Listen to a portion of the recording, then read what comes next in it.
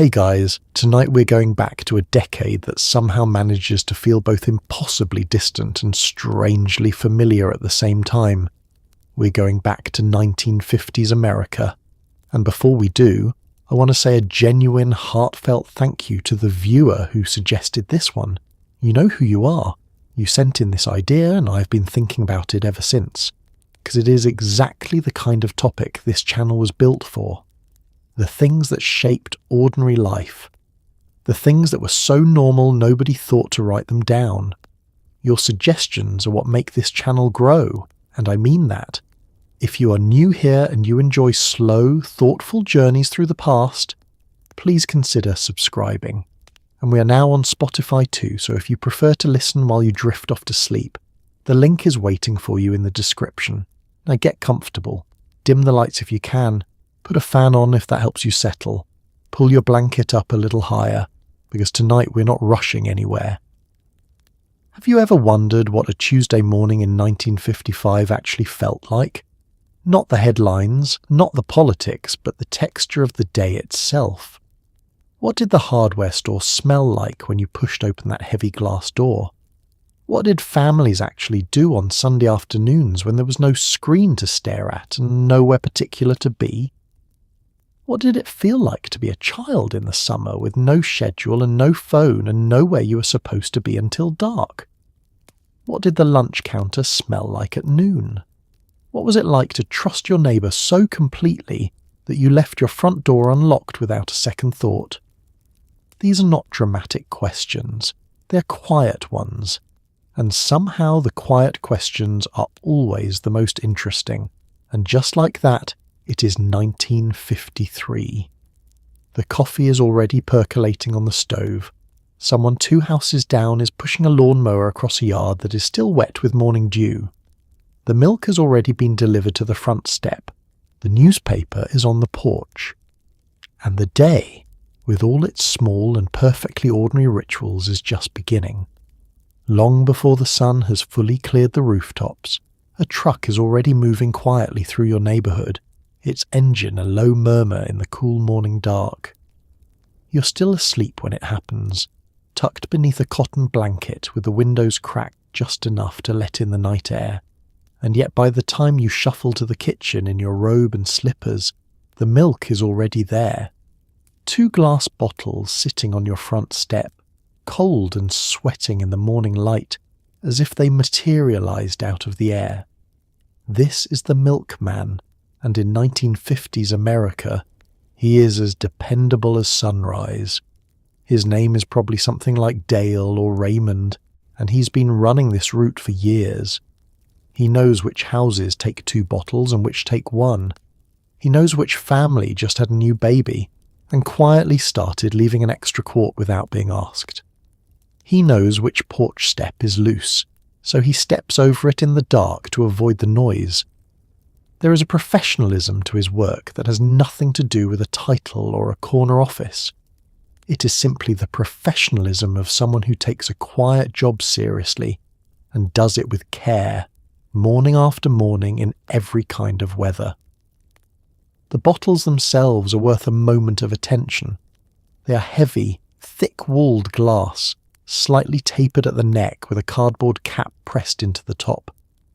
The cream has risen overnight and settled in a pale layer just below that cap, rich and slightly yellow, waiting. Your mother skims it off for coffee or saves it for a recipe. Nothing is wasted. Nothing is poured away. When the bottle is empty, you rinse it and set it back on the step, and by the following morning it is gone, collected, cleaned, refilled, and already on its way back to someone else's porch. A system so sensible and so quiet that it runs almost entirely without being noticed. In winter, the glass is cold enough to sting your fingers through your robe. You bring it inside quickly and set it on the counter, and sometimes if the temperature dropped hard overnight, you find the milk has frozen slightly at the neck and push the cardboard cap right up off the bottle, a small crown of ice reaching toward the ceiling. Your mother thaws it gently. Nothing is wasted. In summer, it is the opposite problem. The bottles warm quickly in the morning heat, so you learn to bring them in the moment you wake up, before the day gets its full grip on things. The kitchen smells like percolating coffee and toast, and that faint, cool dairy smell that clings to the glass even after you've set the bottles on the refrigerator shelf. It is a smell that belongs entirely to morning, to those first unhurried minutes before the day asks anything of you. You do not think of this as a service exactly. It feels more like a relationship. You are connected to this man you may have never properly met by the simple fact that he comes to your home before you're awake and leaves something you need. There is a particular kind of trust embedded in that arrangement, the trust of people who live in close enough proximity that the rhythms of their days touch without anyone having to arrange it. Some families leave notes in the empty bottles, a scrap of paper tucked inside asking for an extra quart this week because company is coming, or asking to skip Saturday because they will be out of town. The milkman reads the note, adjusts his delivery, and leaves no response except the bottles themselves, which say everything necessary. This is a conversation conducted entirely through glass and cardboard and the occasional penciled request, and it works perfectly. Your children, if you have them, sometimes wake before you do on summer mornings and find the bottles on their own. They bring them in carefully, feeling important, setting them on the counter with the deliberateness of children who understand they're doing something real. Some mornings a child sits on the front step in their pajamas and watches for the truck, waiting for that particular pleasure of being the one who sees it first. The truck comes round the corner with its light still on in the early grey, and the child waves, and the milkman, who's been awake since 3 in the morning and will be awake until afternoon, waves back without slowing down. By the 1960s and into the 70s, the milkman will begin to disappear. Supermarkets will make his route unnecessary. Cardboard cartons will replace the glass bottles. The cream will already be mixed in, homogenized, uniform, convenient. And nobody will argue with convenient. But something quiet and particular will go with him. That specific pleasure of finding something cold and necessary waiting for you without having to ask. The sense that the world has been tended to while you slept. You will buy your milk under fluorescent lights and carry it home in a paper bag, and it will taste fine. It will taste exactly fine. But on certain mornings, in certain lights, you might still pause at your front door before opening it. Some old reflex stirring, half expecting to find something waiting on the step. There is a particular kind of ease that has become harder to describe the further we move from it, and it lives in the simple image of a front door left standing open on a warm afternoon. Not broken into, not forgotten, just open. The screen door latched, but the wooden door behind it swung wide, letting in the smell of cut grass and the sound of a neighbour calling someone in for lunch. In 1950s America, locking your front door was something you did at night, and even then, only in some houses, and only some of the time. The lock exists. You know it exists. There is a deadbolt and a chain and a little brass knob that turns, and you use them when you go to bed and when you leave for a long trip. But on an ordinary afternoon in an ordinary week, they are as irrelevant to you as the fire escape plan posted inside a closet door. The neighbourhood is the security. The familiarity is the security. The simple fact that everyone on this street knows everyone else on this street is a more reliable system than any lock yet invented. And you feel this in your body the way you feel the temperature of a room when you walk into it. Your neighbour walks in through your front door sometimes. Not with warning, not with apology, because none is required. She might be returning a dish she borrowed, or dropping off a cutting from a plant she thought you might like, or simply coming to tell you something she heard that seemed worth telling. She calls out your name when she crosses the threshold, not as a formality, but because it would feel strange to come in silently, and you call back from wherever you are in the house, and she finds you, and you talk for a while, and then she goes home. This kind of easy passage between households is not an intrusion. It is a signal of closeness, of belonging, of being known. The open door says, "I have nothing to hide from you." It says you are welcome here without an appointment. It says this street is a shared thing, and we are all responsible for it together. Children come and go freely between certain houses. The Hoffmans down the block have always kept their door open, winter included, cracked just enough to let the cold in, which drives the mother to distraction, but which she allows because she also cannot quite bring herself to lock out the world. The screen door is its own particular object of the era. It has a spring that pulls it shut with a familiar sound, a soft metallic clap, not quite a slam, just a firm and friendly close. You hear it all day when children are home from school, in and out, the screen door marking the rhythm of a day that is mostly outdoors. In the evening it slows. By dusk it has gone quiet. And sometime after the last one is in for the night, your husband latches it and turns the lock on the wooden door, and the house settles into its nighttime self. You will be told later, in another decade, that this was naivete, that the world was always dangerous and you simply were not paying attention. There is some truth in that, and it would be wrong to pretend otherwise, but it would also be wrong to dismiss entirely what was real about that ease. The communities that made unlocked doors feel reasonable were communities built on proximity and obligation, and the particular accountability that comes from knowing your neighbours by name and history. It was not perfect, but it was something. On summer afternoons, the open door lets in more than neighbours. It lets in the smell of someone's dinner starting 2 houses over. It lets in the sound of a baseball game on a radio across the street. It lets in the laughter from a birthday party in a backyard somewhere behind you, and the distant barking of a dog that you know by sound as well as you know any person on this street. The house breathes through its open door the way a person breathes through an open window on a good morning. Slowly, easily, grateful for the air. Standing in your kitchen in the afternoon light, you can hear your neighbourhood living. It comes in through the door you have not bothered to close, and it makes the house feel less like a private shelter and more like a part of something larger. That is not a small thing.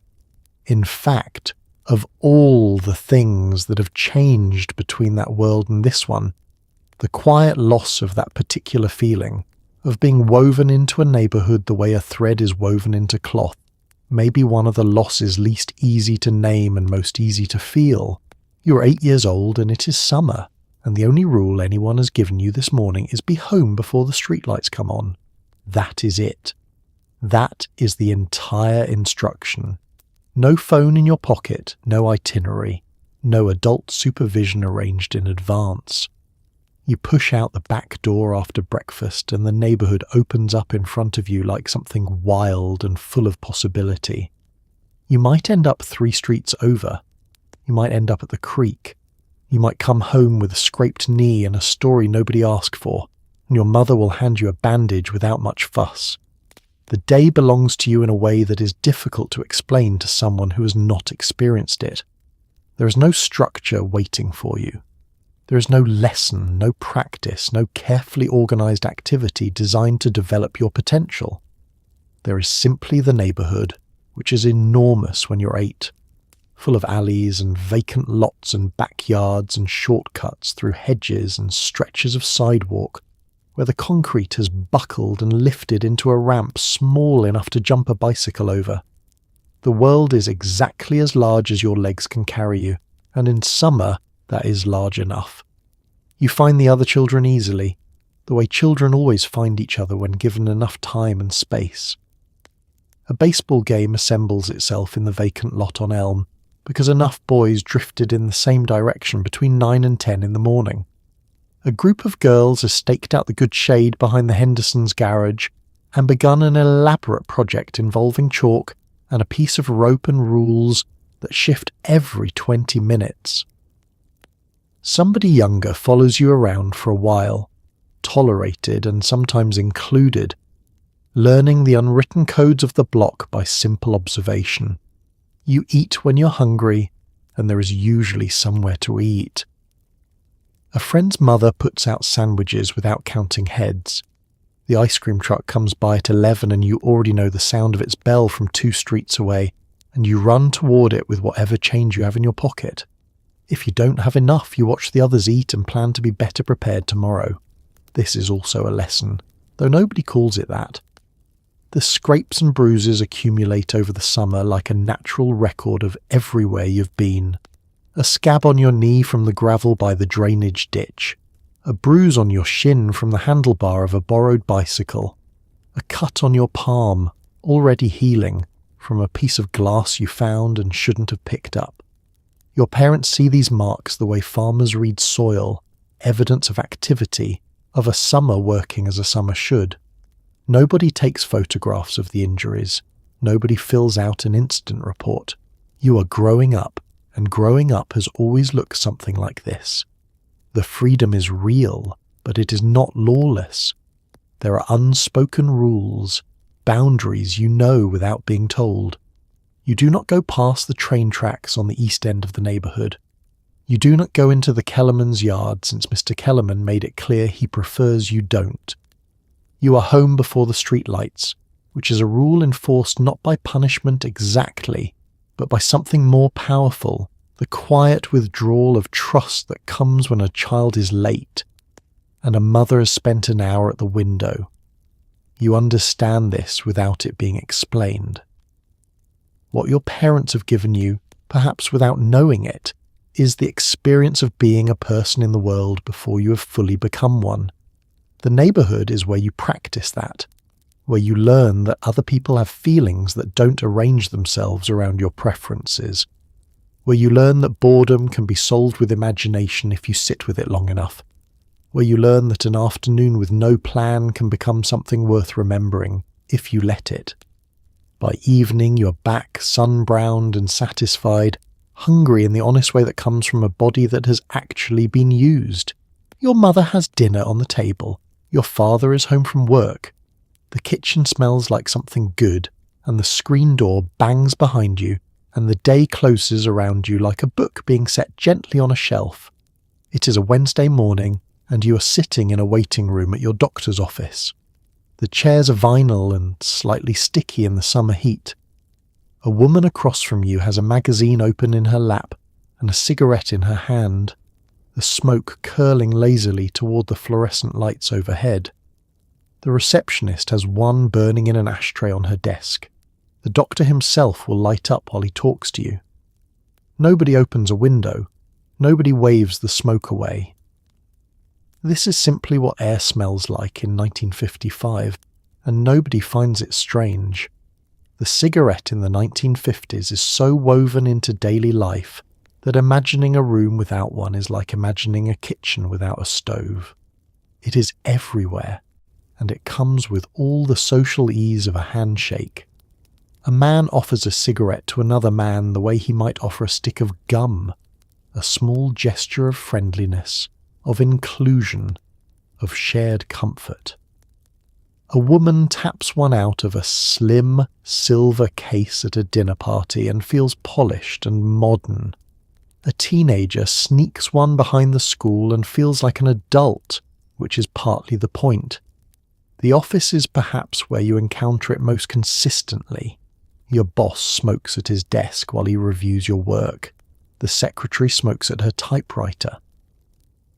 In the conference room, a meeting that runs long leaves behind a haze that settles slowly toward the floor after everyone has gone and the janitor ashes out the trays without comment.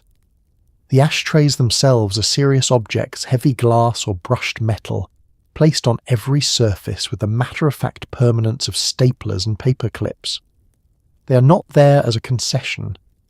They are there because of course they are there. The hospital smells of antiseptic and cigarette smoke in equal measure.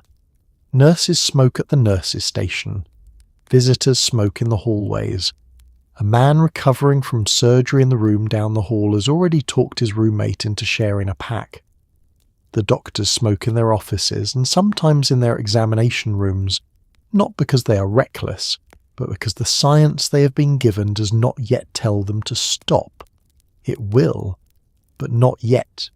On the airplane, which is still a fairly new and exciting way to travel, the stewardess comes down the aisle with a smile and a tray of cigarettes alongside the peanuts.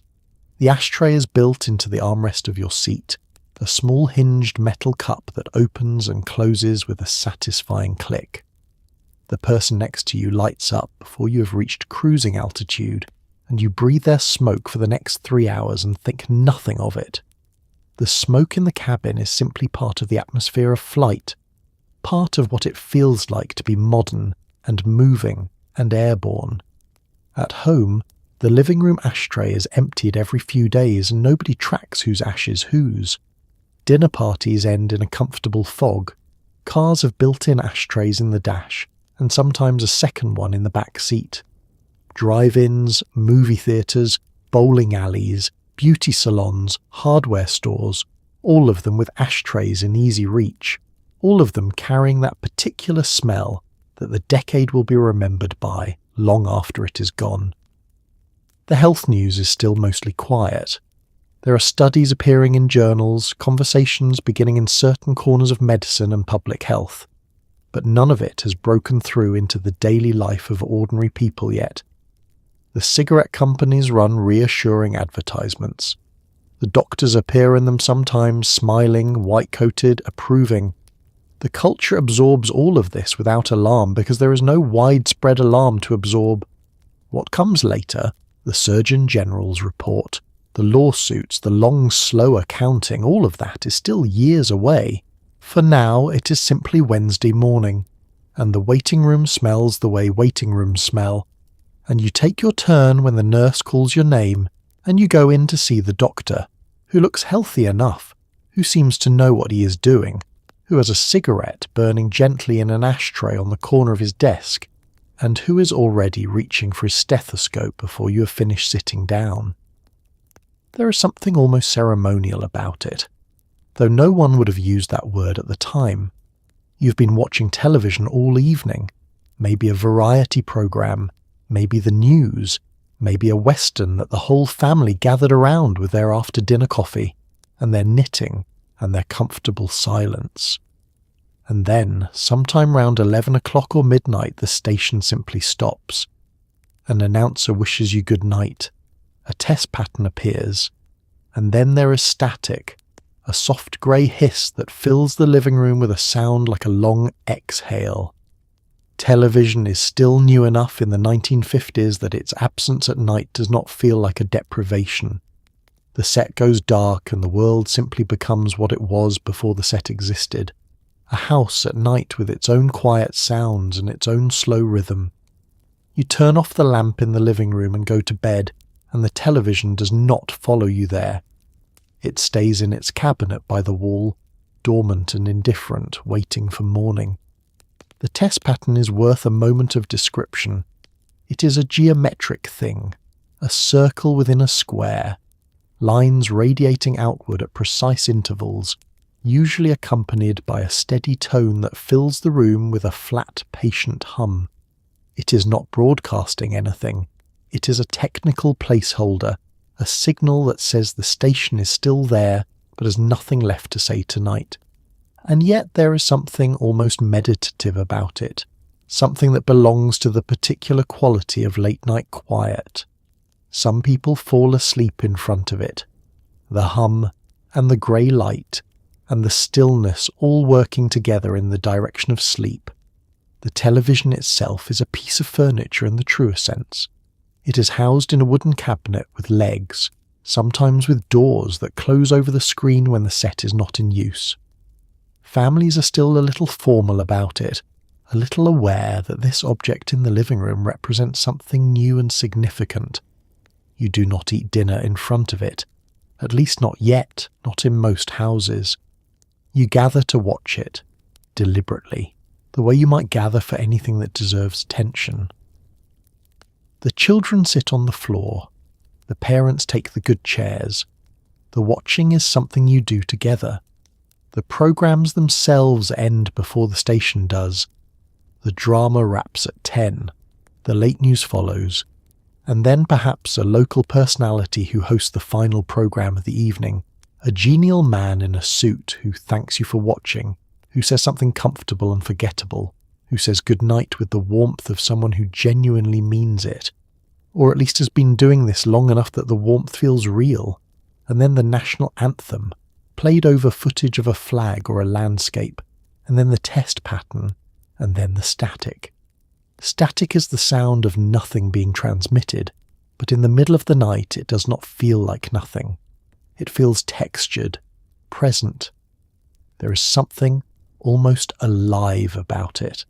That constant soft roar of interference, of a signal looking for something to carry.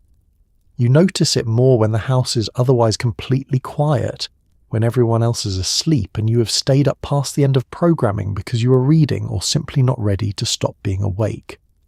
The static fills the silence without exactly breaking it. By the time the next decade arrives, the stations will begin extending their hours and then extending them further, and eventually the idea of a television station signing off will become as strange and old-fashioned as a milk bottle on a porch step. There will always be something on. The screen will never go grey and still, and this will feel like progress, and in many ways it is, but something quiet will go with it. That nightly reminder that the day had an ending, that there was a point past which the world stopped transmitting and invited you, gently, towards sleep. Your living room in the small hours is very quiet after the set has gone dark. The furniture settles. The house breathes. Outside, the street is empty and still. You sit for a moment in the grey silence before you rise to go to bed, and the stillness has the quality of something completed, something finished for the day, the particular piece of an evening that has run its full course and come to a natural rest. You wake up on a Thursday morning with a fever. Your mother presses her hand to your forehead the way mothers do, and then she goes to the telephone and calls the doctor, not to schedule an appointment for some future Tuesday, not to navigate a phone tree. She calls the doctor, and a few hours later he appears at your front door with a black bag and a calm, unhurried manner that seems to say there is nothing here that cannot be handled. He sits on the edge of your bed. He listens to your chest. He writes something on a small pad of paper, and when he leaves, the house feels steadier than it did before. The black bag is a serious and satisfying object. It is genuine leather, well worn, with 2 brass clasps that open with a sound like a small authoritative click. Inside it is organised in a way that speaks of long experience, the stethoscope coiled in its own compartment, the thermometer in its case, the small wooden tongue depresses in a paper sleeve, the prescription pad held flat against one side with a rubber band. It carries everything necessary and nothing that is not, and the doctor lifts from it with the ease of someone who has done this so many times that the searching is finished before it begins. He has come to your house in the rain before. He has come in the early morning before school, when your parents were unsure whether it was serious enough to call, and he assured them afterward that they were right to call, that this is what he is here for. He has come in the late evening when the fever spiked, and your mother's voice on the telephone had that particular quality that meant she was trying not to sound frightened. He did not seem put out by any of it. This is medicine as it has always been practiced in his understanding of the word, which is medicine as a relationship between a doctor and the people in his care, conducted wherever those people happen to be. Your bedroom is his examination room on those mornings. He takes in the light from the window, the temperature of the room, the sound of your breathing before he has even opened the bag.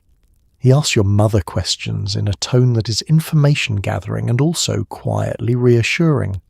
He asks you how you feel with the genuine interest of someone who wants to know, not merely as a formality before he moves on. He uses words you understand when he can and explains the ones you cannot. The prescription, when he writes one, goes with him. He phones it into the drugstore or drops it off himself if he's passing that way, and by afternoon your mother can send your father to pick it up. The pharmacy knows your family the way the doctor knows your family, by name and by history, and the pharmacist counts out the pills with the same steady, unhurried competence, placing them in a small brown bottle with a label typed on an actual typewriter, your name and the instructions in neat black letters. What the house call represents beyond the medicine itself is a particular understanding of what a doctor is. He is not a specialist accessed through referrals and waiting lists. He is not a voice behind an answering service. He is a person who knows your address, who has been to your home before, who understands that illness does not restrict itself to office hours, and that a sick child should not have to be bundled into a car and carried across town. He comes to you because that is what coming to you means, that you matter enough to warrant the trip. By the 1970s, this practice will have mostly ended, replaced by something more efficient and less personal. The economics will make house calls impossible for most physicians, and the explanation will be reasonable and the change will be understandable. But on a Thursday morning in 1955, with the fever breaking by afternoon, and the house feeling settled again in the particular way it settles after someone capable has walked through it, the house call is simply what a doctor does, and the word capable is rarely felt as solid or as warm as it does in this quiet context. Down on the main street of your town there is a grocery store where the owner knows your name and knows your mother's name, and probably knew your grandmother too. There are no scanners, no loyalty cards, no receipts printed in triplicate. When you come in and fill your basket, you do not always pay then and there. Your family has an account. The owner writes down what you have taken in a small ledger behind the counter, and at the end of the month your father settles up. This is called buying on credit, but it does not feel like debt. It feels like trust. The ledger itself is worth a moment. It is a hard-bound book with a cloth cover, its pages lined and columned, the handwriting inside shifting slightly with the seasons as the owner grows tired or hurried, or is in a particularly good mood on a particular morning. Your family's name is at the top of a page, and beneath it is the record of your month, a pound of coffee on the 3rd, bread on the 5th, eggs and butter on the 7th, a can of soup on the 12th. It is a portrait of your household written in groceries, and it exists because the owner of this store extended your family a form of faith that required no application and no credit check. He extended it because he knows you, because he has watched you come in since you were old enough to reach the counter, because your father helped him move a piece of equipment from the back of the store one summer afternoon without being asked, and because your mother always tells other people to shop here when they ask where she gets her produce. The account is not a financial arrangement so much as an expression of a relationship that has been building for years, the kind of relationship that a town of a certain size and a certain density of familiarity makes possible almost automatically. You carry yourself differently in this store than you might in a large anonymous supermarket, which is beginning to appear on the outskirts of town, and which your mother eyes with a mixture of curiosity and suspicion. Here you are accountable in a way that feels comfortable rather than constraining. You do not take more than you need because you're not anonymous, and you'll be back next week. You do not argue over prices because the prices are fair, and the man setting them is not a corporation. The exchange between you and the store is personal in both directions. The butcher at the counter knows which cuts your mother prefers. He sets aside things he thinks she will want. He wraps the meat in white paper and writes on it with a grease pencil, pork chops or chuck roast, and seals the package with a neat fold that is also a kind of signature. He tells you the roast will be good this week, which is both a salesman's comment and a genuinely helpful one, and you believe him because there is no reason not to, because he has been telling your family which cuts are good this week for as long as you can remember. At the end of the month, the settling of accounts is a small ceremony. Your father takes out the envelope and counts through it at the kitchen table, making sure the numbers match, and then he goes down to the store and pays what is owed, and perhaps stays a few minutes to talk.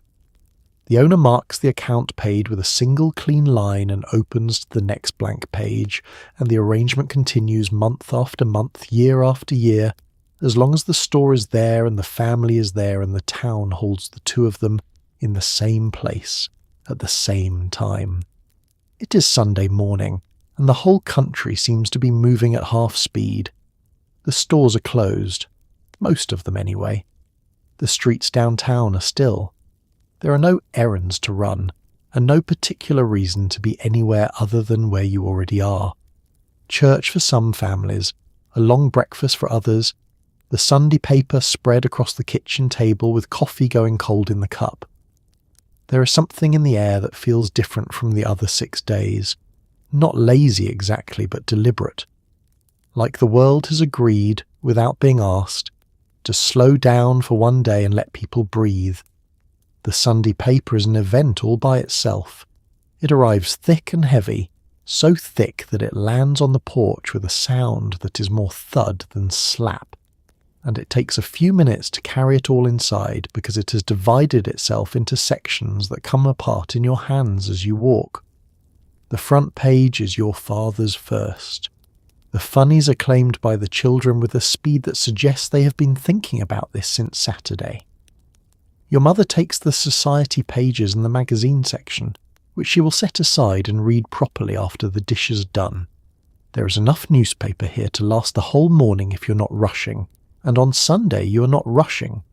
Church, for those families who go, provides the shape of the morning. You dress more carefully than on weekdays, your good shoes and your good coat, and you walk or drive the few blocks and sit in a pew you have probably sat in all your life, next to people you've probably sat next to all your life. The service has a rhythm you know in your body, the standing and sitting and the particular sound of the organ, and the moment the choir rises. It takes about an hour. Afterward there is conversation on the steps in the late morning sunlight, the women in their hats, the men with their hats in their hands now, the children fidgeting at the edges of adult conversations about nothing urgent. After church or in place of it comes Sunday dinner, which is the best meal of the week without competition. It has been in preparation since early morning in many households, a roast in the oven whose smell has been filling the house since before anyone was dressed, or a chicken, or a ham, depending on the season and the budget and what was available at the store on Friday. The table is set properly, the good dishes rather than the weekday ones, the butter dish rather than the wax paper, cloth napkins rather than paper. Everyone sits down at the same time. This is not negotiable on Sunday. The meal is an occasion, even if it happens every week, even if the roast is the same roast your mother has been making for 20 years. The occasion is the family at the table together, unhurried, with nowhere else to be until evening at the earliest. The afternoon that follows is the particular treasure of the Sunday. There is nowhere you're expected. The stores will not open until tomorrow. The telephone is quiet. The neighbours are similarly at rest. Some families take a drive, no destination, just the pleasure of moving through the landscape on a day when the roads are clear and the light is good. Some families visit relatives. Some simply sit on the porch or in the backyard and allow the afternoon to do what Sunday afternoons do, which is pass gently and without demand, 1 hour softening into the next until the light begins to lengthen and someone eventually gets up to start supper. It is the kind of quiet that is harder to find now, not because the world became louder, though it did, but because the agreement was broken, the quiet understanding that 1 day in 7 belonged to rest. Sunday gave the week a shape it no longer quite has without it. The television tells you that a particular brand of cigarettes is recommended by leading physicians. The magazine tells you that a certain soap will make you more attractive to your husband. The radio tells you that a new breakfast cereal will give your children the energy they need for school. And in 1955, most people believe it, not because they are foolish, but because the machinery of skepticism that we carry around with us now has not yet fully assembled itself. Advertising is new enough, slick enough, confident enough that it mostly lands where it are aimed. The advertisements of the 1950s are a form of art, though that is not how anyone describes them. They're drawn with skill and coloured with a boldness that still reads as confident and clean across the decades. The woman in the advertisement is always beautiful in a way that seems achievable, not fantastical, wearing clothes that look like yours on a very good day, holding a product with the relaxed certainty of someone who has always used it and cannot imagine life otherwise.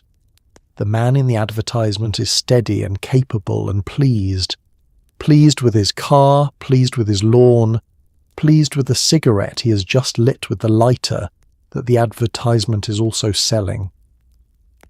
The radio advertisement has a different quality, more intimate, arriving through a piece of furniture in your living room in the voice of someone who sounds like a neighbour. He speaks to you directly, using your first name as a category rather than as an individual, but the effect is personal. He tells you what the product will do for you and he sounds genuinely convinced, and his conviction is contagious in the way that a calm voice always is. You do not know his name, but you recognise his voice, and that recognition is a form of trust. The magazines are where advertising achieves its most polished form. Full-page spreads in 4 colours, the product enormous and idealised at the centre, the copy arranged around it in careful columns that are as much prose as pitch. Buick takes up a full page and the automobile in the painting gleams as if lit from within, its lines suggesting speed and modernity, and the particular American pleasure of owning something beautiful that moves. You look at it the way you look at a painting, attending to its pleasures, and this is exactly what the advertiser intended.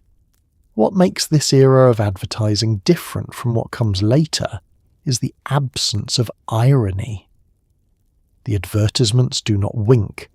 They do not acknowledge that they are advertisements.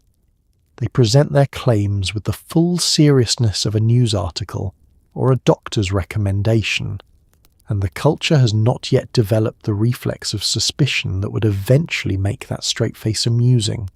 The claim is made and it is believed, or at least it is not routinely doubted, and the space between a claim made in good faith and a claim made cynically is not yet wide enough to be visible to most people. Your mother clips advertisements from magazines and keeps the ones that seem useful in a kitchen drawer. A recipe from a soup company, a tip from a cleaning product, an organisational suggestion from a company that makes housewares. She does not think of these as advertising.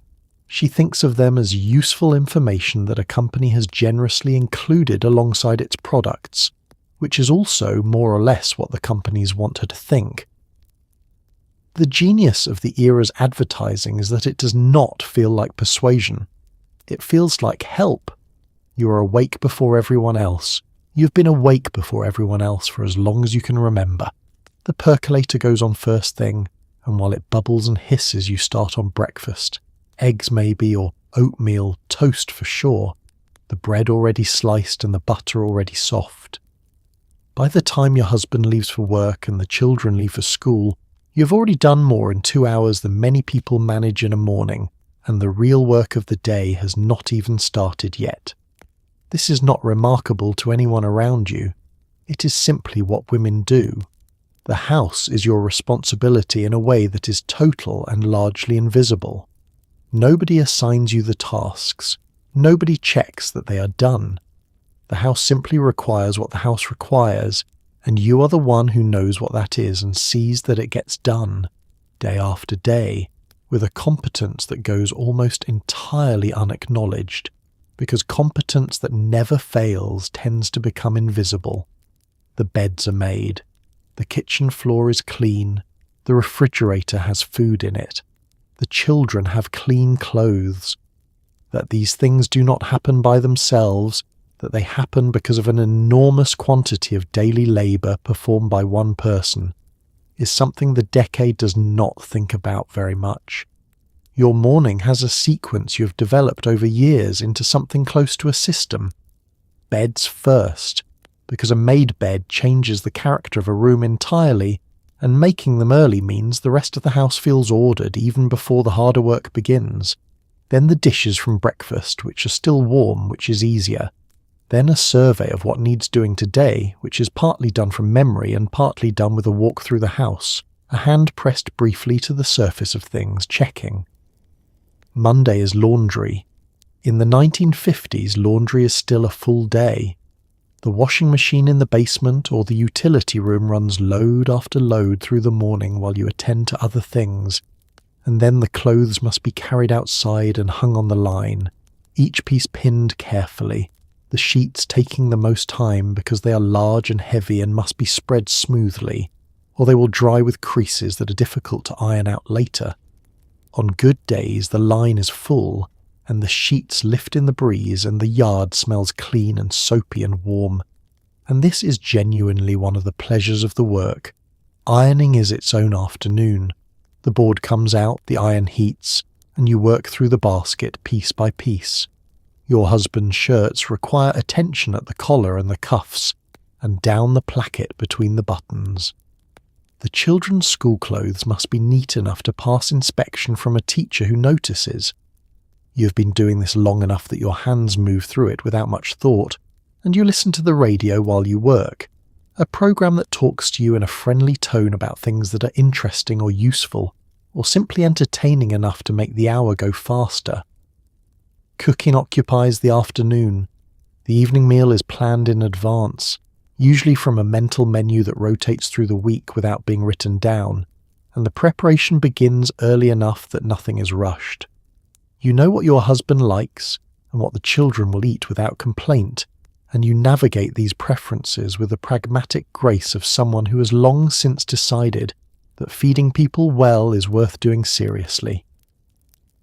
The kitchen smells of onions softening in butter and something roasting and the clean smell of dish soap from the afternoon washing up. By evening, when everyone is home and fed and the dishes are done again and the children are in bed, you sit for an hour in the living room. This is your hour.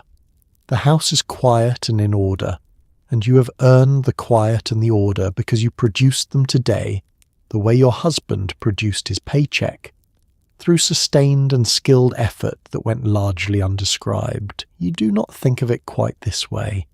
You think of it as your life, which it is, and which you manage with a competence and a continuity that the decade takes entirely for granted, and which will only begin to be counted once it starts to be questioned. The telephone on the wall is a heavy, satisfying thing, black and solid, with a dial that takes a moment to spin back into place after each number. But for certain calls, the ones going a long distance, you do not dial at all. You pick up the receiver and a voice comes on almost immediately. A woman, pleasant and professional, who says, "Operator, how may I direct your call?" You give her the city, you give her the exchange, and then you wait while she connects you to someone who might be hundreds of miles away. A voice from your past arriving through a line of copper wire strung across the whole quiet width of the country. The waiting is part of it. There is a series of clicks and silences as the connection is routed, handed from one exchange to the next, travelling through switchboards staffed by women in headsets sitting in rooms you will never see, in cities you may never visit, each one completing a small link in the chain between your kitchen and wherever the call is going.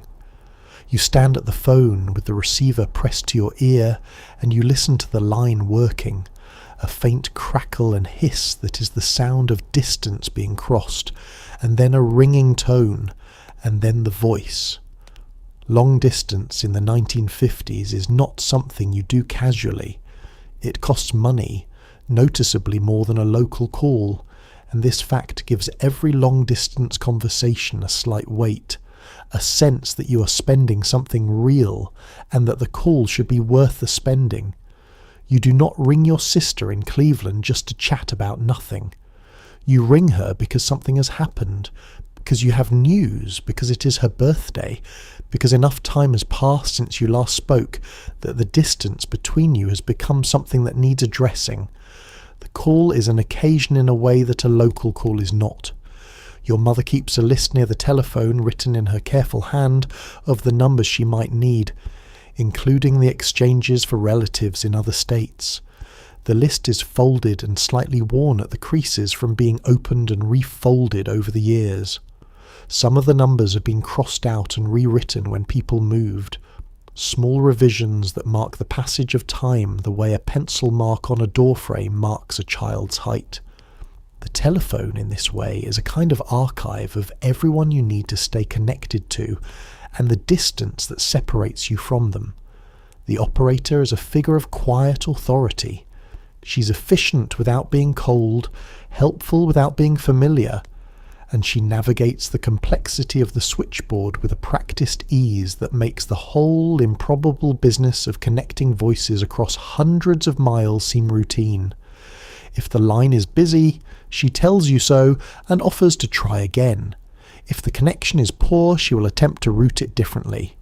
She takes her job seriously, in the way that people take seriously a job that matters, and connecting people who need to reach each other across a country this large is a job that matters.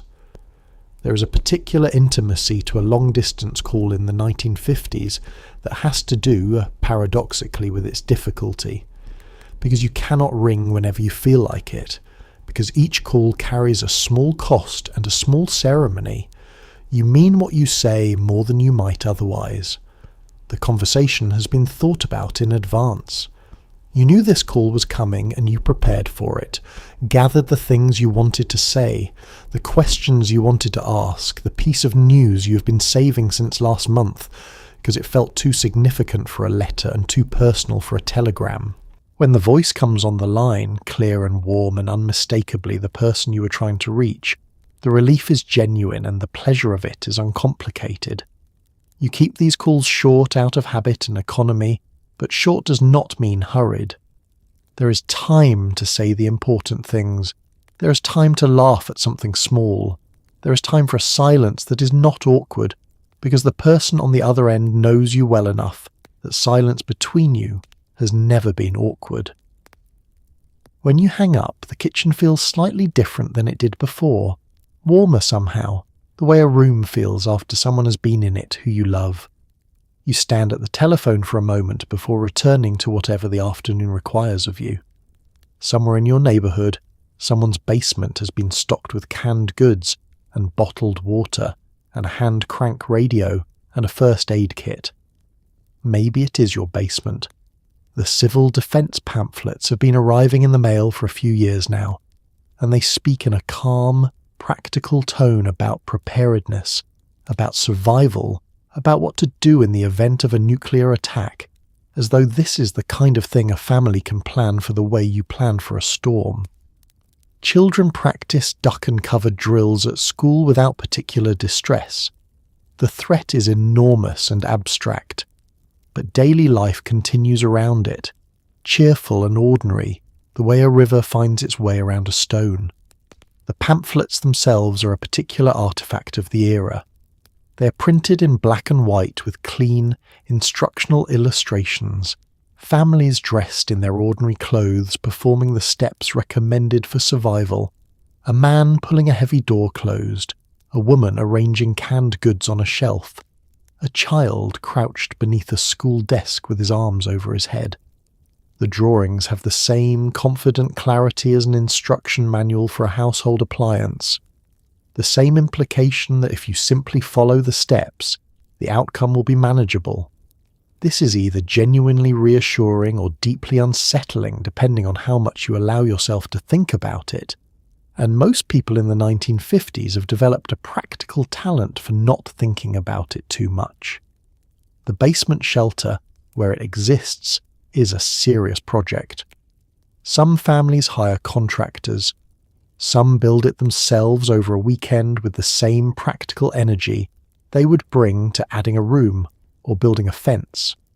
The shelter requires a certain thickness of wall, a ventilation system, enough supplies to last 2 weeks, which is the figure the civil defence literature suggests.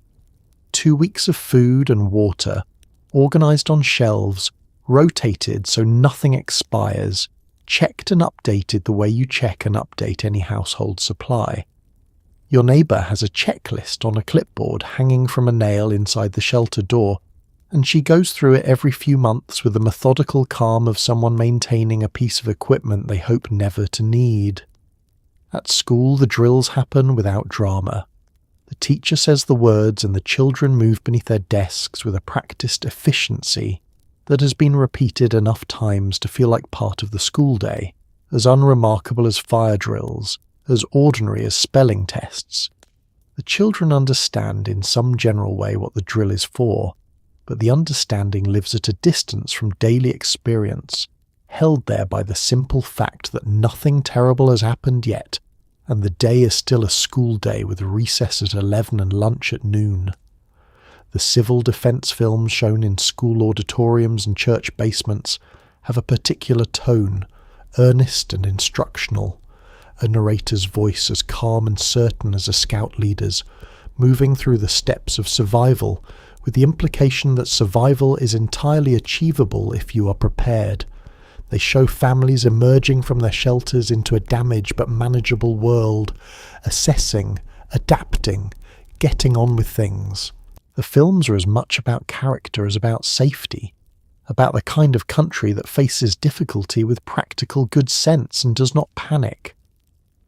What is extraordinary about this era, seen from a distance, is how thoroughly the threat was folded into ordinary life without appearing to disturb it. The bomb is real, the danger is real, and yet the 1950s moves forward with its subdivisions and its new appliances and its drive-ins and its Sunday dinners, as if the forward motion itself is the answer, as if staying busy and staying normal is its own form of courage. The shelter in the basement is real. The canned goods are real. The drills are real. And the family above the shelter, eating dinner and watching television, and letting the children stay out until dark is equally real, and equally determined to be exactly what it is. It is Tuesday afternoon, and you're in the middle of something, ironing perhaps, or folding laundry, when there is a knock at the front door. You open it to find a man in a press suit holding a small suitcase and smiling with the particular warmth of someone who has knocked on a great many doors and learned exactly how to do it. He is the Fuller Brush man, and in 1950s America, he's about as common a visitor as the mailman. You invite him in. You look at his brushes and his mops and his polishing cloths. You might buy something. You might not. Either way, you offer him a glass of water and he accepts it, and the transaction feels less like commerce than like a conversation. He has a route, the same way the milkman has a route, and he knows the households on it with a thoroughness that comes from repeated visits over time. He knows which woman on Maple Street prefers the longer-handled brush for her tile floors, and which one on Cedar has been meaning to try the new furniture polish since he mentioned it 3 months ago. He keeps a small notebook in his jacket pocket with observations that are half inventory and half personal record, a kind of running diary of the domestic needs of a neighbourhood written in product names and customer preferences. The suitcase opens to reveal an interior organised with a precision that is almost theatrical. Each brush is secured in its own slot, the bristles facing up, the handles uniform and clean. There are samples of polishes in small glass bottles and cloths folded into neat squares, and a few specialty items he brings along because they have a way of catching interest, a particular brush for Venetian blinds, or a clever little tool for cleaning typewriter keys that women always find more useful than they expected. He lifts each item with a practiced ease, turning it in his hands, describing its virtues without urgency, giving you time to weigh the thing in your own hands and arrive at your own conclusion. The selling is almost incidental to the visit. He's pleasant company on a Tuesday afternoon, and the neighbourhood understands this about door-to-door salesmen of a certain type, that they are also a form of social life, a voice from outside the house, arriving at an hour when the house can feel very quiet. You ask him how business is. He asks after your children. He mentioned something he heard from a woman 2 streets over, Nothing gossipy, just the comfortable passing of neighbourhood information that keeps a community feeling like one connected thing rather than a collection of separate houses.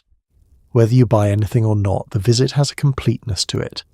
He thanks you genuinely and closes his case and adjusts his hat at the door and moves on to the next house, and you return to your ironing with the mild pleasure of having had company for half an hour in the middle of an ordinary afternoon. The brush you bought, if you bought one, will last for years. This is part of the Fuller Brush reputation, that the products are serious and durable and worth the price. And the man who sold them to you stood in your kitchen and shook your hand, and was someone you could look at and know, and that counted for something in a world where most of what you bought still came from a person rather than a shelf. You pull into the service station, and before you've even rolled down the window, a young man in a uniform is already moving toward you with a kind of easy efficiency that makes the whole thing feel effortless.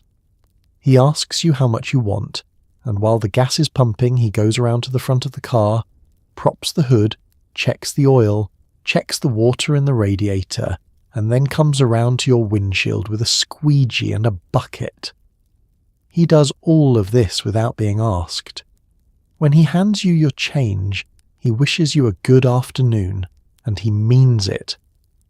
The service station in the 1950s is a particular kind of institution, a place where competence is on visible display all day long, and where the work has a satisfying physical clarity. The young men who work here know cars in a practical, hands-on way, not from a manual, but from having been under them and over them and inside them for years. They can hear something wrong in an engine the way a musician hears something off in a chord, instinctively, before they could explain it. When they tell you your fan belt looks worn, you believe them, because they are looking right at it, and they have no reason to lie. The uniform matters. It is not glamorous. A fitted shirt with the station's name on a patch over the breast pocket, matching trousers, a cap, all of it in the same dark colour so the grease that accumulates through the day is less visible. But the uniform is clean at the start of every shift, and it signals something, that the person wearing it is here to do a job and takes the job seriously. It is the 1950s equivalent of a professional credential, worn on the body in plain sight.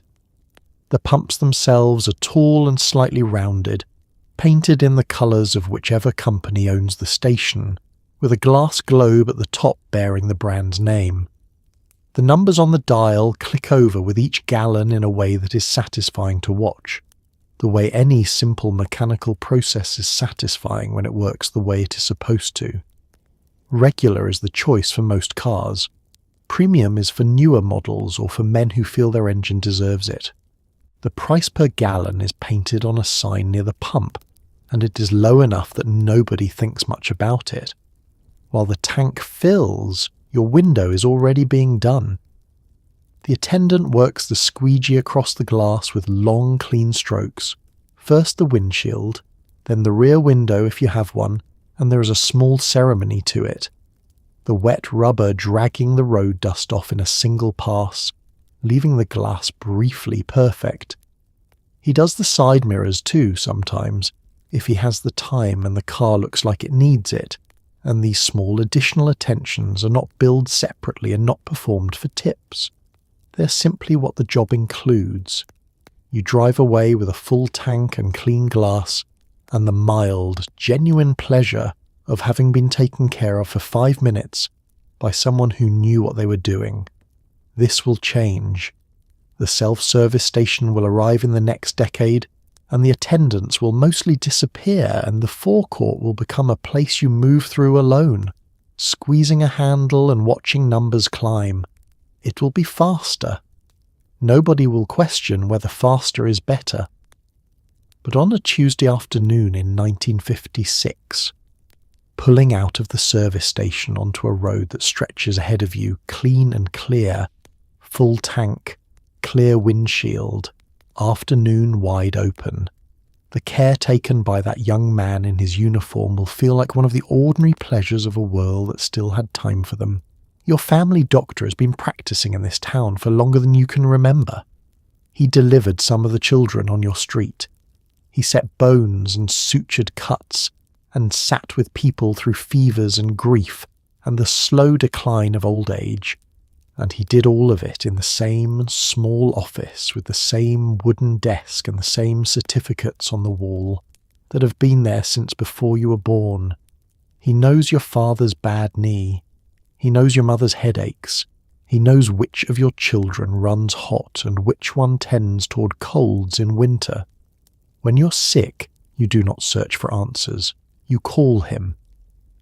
His office is on a residential street not far from the centre of town, in a house that was converted to a medical practice before you were born, with only modest changes to its original character. The waiting room still has the feel of a sitting room, chairs arranged against the walls, a side table with magazines, a window that looks out onto a small yard where someone has planted roses that bloom every June without anyone making a fuss about it. There is no reception desk in the modern sense, just a woman at a small table near the inner door who writes your name in the appointment book and tells you the doctor will be with you shortly. He will be with you shortly means something reliable here. This is not a large practice. He sees a manageable number of patients because a manageable number is what a doctor can see well, and seeing people well is the point. You wait perhaps 15 minutes, perhaps 20 on a busy day, and during that time you sit in the quiet waiting room and look at the roses through the window and feel, already, slightly better. The way you feel slightly better simply by being in the proximity of someone you trust to help you. The examination room is small and clean and unchanged over the years. The table has a paper covering that crinkles when you sit on it. There is a glass cabinet on the wall containing instruments you cannot name, a scale in the corner, a diagram of the human body pinned to the back of the door, its colours faded from years in the sun that comes through the east-facing window in the morning. He comes in without ceremony, closes the door, sits in the chair opposite yours and asks how you are. He means it as a medical question, but he also means it as a human one, and the answer he is listening for contains both. He has watched your family age the way a gardener watches a garden, attentively, with a long perspective, noting what has changed and what has remained constant and what the changes mean against the background of everything he already knows. When he examines your father, he's not starting from nothing. He's reading a chapter in a long book he's been following for 20 years. When he suggests a course of treatment, the suggestion arrives in the context of a relationship that makes it more than a clinical recommendation. It arrives as something closer to counsel, offered by someone with a stake in the outcome. This continuity, this deep longitudinal knowledge of a family's health held by one person over decades, is something that the coming reorganization of medicine will make increasingly rare. The specialist, the referral, the insurance network, all of it efficient and often excellent, will also gradually dissolve the particular value of being known completely by one physician who's been watching you long enough to understand what ordinary looks like for you, and therefore what unusual looks like too. On an afternoon in the 1950s, sitting in that quiet office with the roses in the window, you are the beneficiary of something that will mostly be gone before anyone quite notices it leaving. It is July, and the yard smells like hot grass and sunscreen, and that particular metallic sweetness that comes from a rubber garden hose that has been lying in the sun all morning. You are thirsty in the way only a summer afternoon can make you thirsty. The kind of thirst that has been building slowly since lunch, and the solution is obvious and immediate. You pick up the hose, you let it run for a moment until the warm water trapped inside has flushed through, and then you drink. Long and cold and slightly rubbery, and completely satisfying. Nobody has ever suggested this is a problem. The first water out of the hose is always warm, sometimes almost hot, and you let it run over your feet while you wait for it to cool, which is its own small pleasure. The water spreading across the dry grass and darkening it, releasing a green smell that is one of the best smells summer has to offer. Then the cold water arrives and you bend over the hose and drink from it the way you would drink from a stream, directly and without ceremony. The water cold enough to make your teeth ache slightly if you drink too fast. Neighbourhood children share the hose without discussion. There is an unspoken etiquette to it. You hold it for the next person. You do not let it drag in the dirt while someone else is drinking. You do not spray someone who has not indicated they want to be sprayed. These are rules that have never been written down and never needed to be.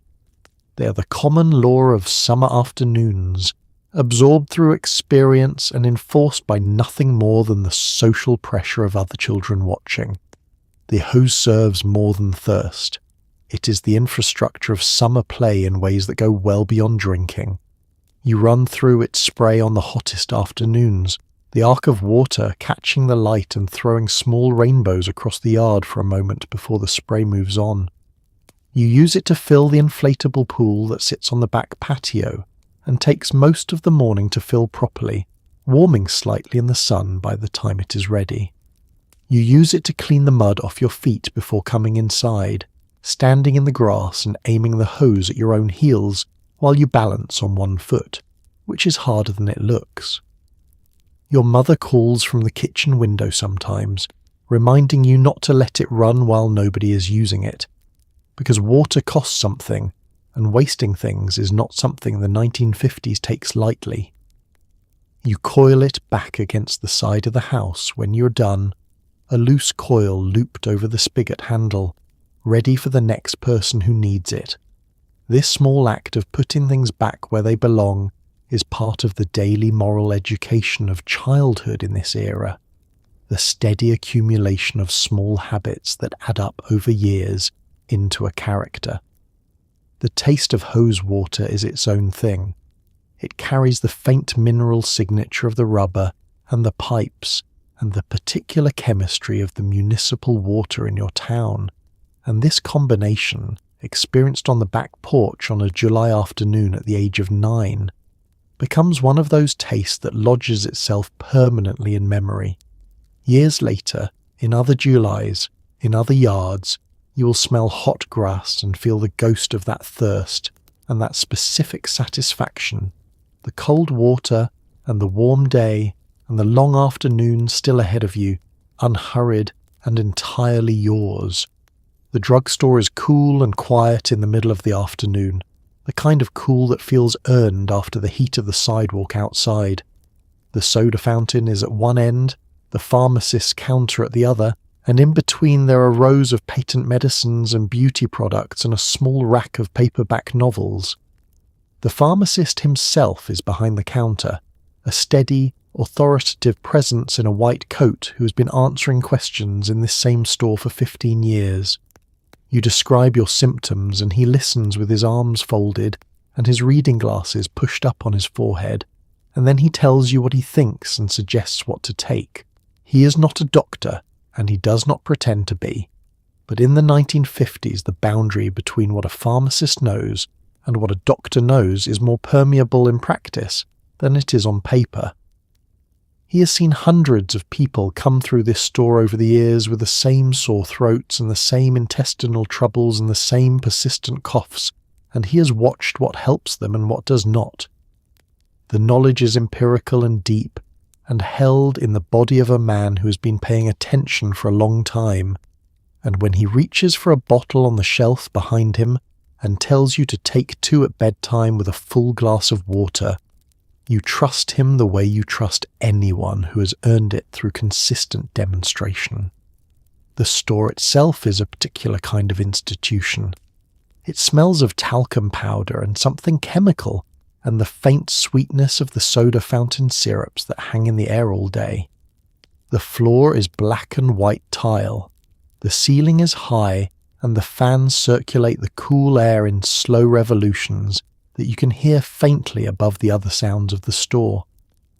Light comes through the plate glass windows at the front and falls across the display cases near the register, where gift items are arranged with care, small perfume bottles and boxes of chocolates and greeting cards standing upright in their wire rack. The pharmacist's counter itself is elevated slightly.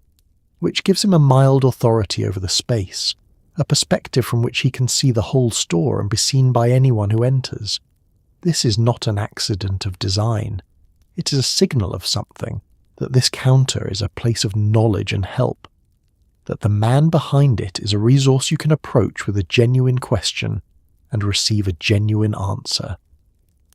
People come to him for things they are not quite ready to go to the doctor for, the early stages of something, a symptom that has been present for a few days and might mean nothing, a question about a medication they were prescribed elsewhere.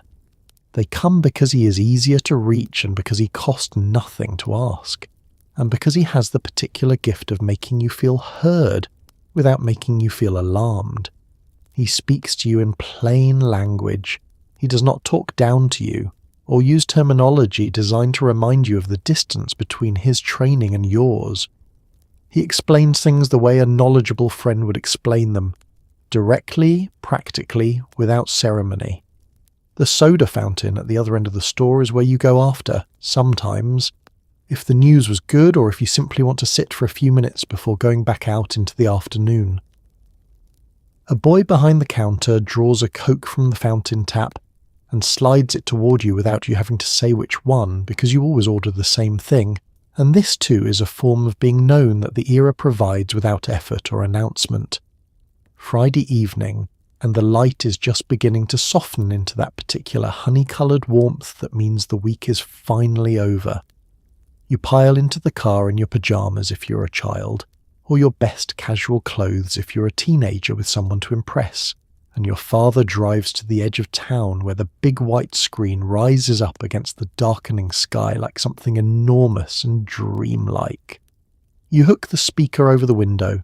Someone goes to the snack bar for popcorn and hot dogs. The first car in front of you turns its lights off, and then another, and then yours, and the sky above the screen fills slowly with stars. The drive-in is one of those ideas that suits its moment perfectly. The 1950s in love with the automobile and also with entertainment and also with the outdoors, and the drive-in manages to be all three things at once. You are outside but sheltered. You're in public but private. You're watching something with hundreds of other people, but each car is its own small world, its own atmosphere of blankets and pillows and whoever you came with pressed warmly against your side. It is one of the few places where being in a crowd does not feel like a crowd.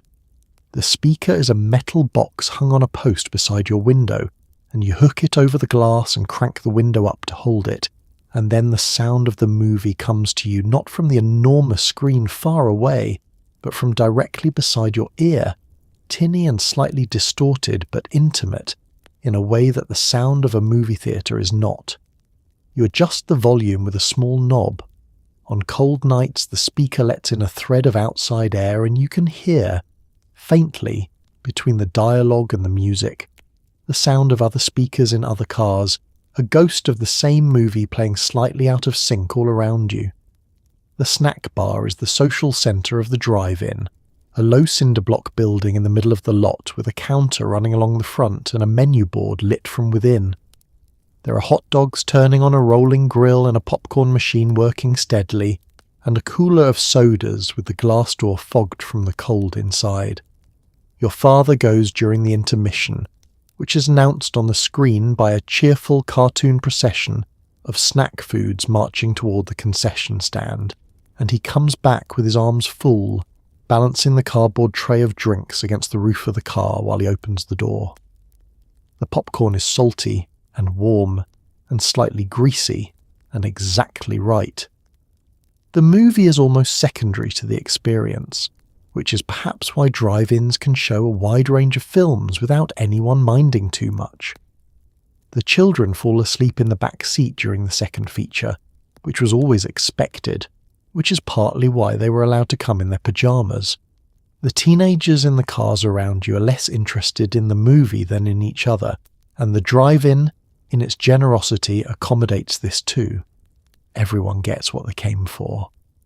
On the way home, your father drives through the quiet streets with the radio on low, and the children asleep in the back, and the night air coming through the cracked window, and the screen still faintly visible in the rearview mirror growing smaller, the last image of a Friday that asked nothing unreasonable of anyone and gave back more than it took.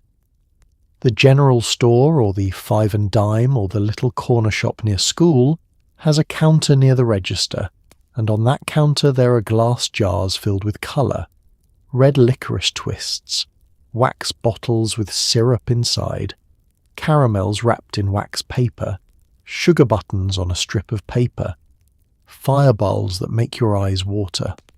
The woman behind the counter is patient with children in a way that has become rarer over time, and she lets you take a moment to decide, pointing and reconsidering, counting out your pennies with great seriousness, because this decision matters. You've been planning this purchase since before you left home. There are exactly 7 cents in your pocket, which is a specific kind of wealth, not unlimited but enough. Enough to require genuine deliberation about how to spend it. 7 cents means 7 individual pieces or some combination of larger items that cost the same, and the calculation of maximum pleasure per penny is the kind of mathematics that comes naturally to a child who cares about candy, which is all of them. The jars are arranged so you can see into them clearly, each one labelled in the woman's handwriting on a small card tucked under the lid. You study them from left to right and then from right to left because it is possible to miss something on the first pass and you do not want to miss anything. The colours inside are vivid and slightly exaggerated. The red of the licorice too red, the orange of the candy corn too orange, the whole counter a kind of organised abundance that smells of sugar and wax and the particular sweetness that gathers in a space where candy has been stored for years. The transaction itself has a ritual quality. You name what you want and the woman lifts the lid and reaches in with a small pair of tongs, or simply with her hand, depending on the candy and the jar, and she counts the pieces out onto a small square of wax paper or into a tiny white bag. You watch every piece go in with the attention of someone making sure nothing is missed, not from distrust, but from the simple pleasure of seeing the pile build. Then she folds the bag or wraps the paper, and you hand over your pennies one at a time, and she drops them into the register with the same ease she has dropped 1,000 pennies into that register before yours. You eat the candy slowly because slowly is better, because making it last is a skill you've been developing over the whole of your short life. The wax bottle first, biting off the top and tilting it back to catch the thin, sweet syrup inside. Barely enough to taste, but somehow exactly satisfying.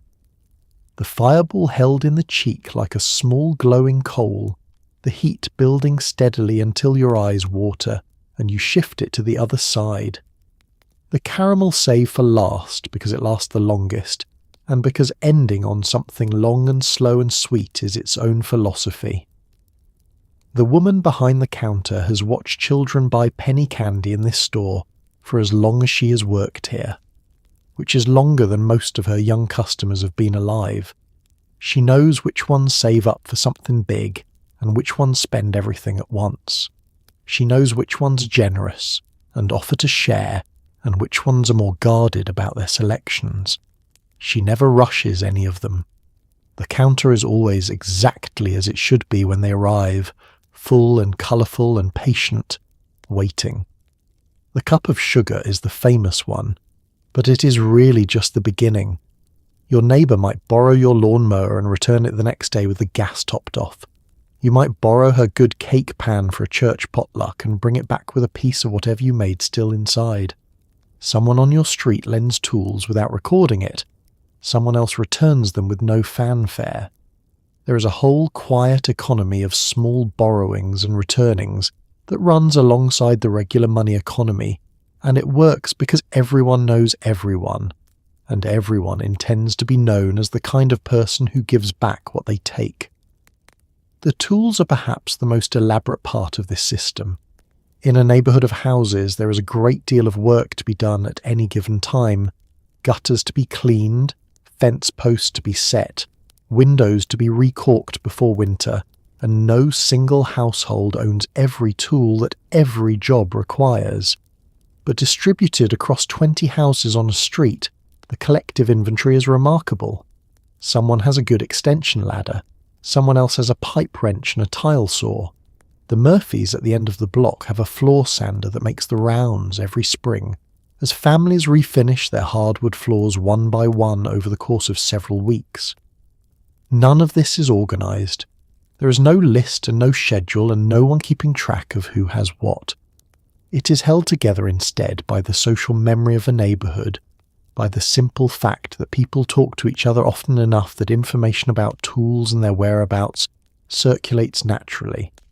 You mention at the back fence that you need to trim the high branches on the oak, and your neighbour mentions that the Petersons have a good long-handled pruner they loaned to the Garcias last month, and you can probably ask the Garcias if it has come back yet. By tomorrow afternoon you have the pruner. The returning of borrowed things is where character is demonstrated. A tool returned in worse condition than it was lent is noticed, not dramatically, not with confrontation, but noted quietly in the social account that everyone keeps on everyone else, without ever writing anything down. A tool returned clean and sharp and promptly, or returned with a small gesture of thanks, builds a kind of credit that is more valuable than money in the daily business of neighbourly life. It means that next time you need something, the answer will almost certainly be yes. The cup of sugar is simpler than the tools, but it carries the same meaning.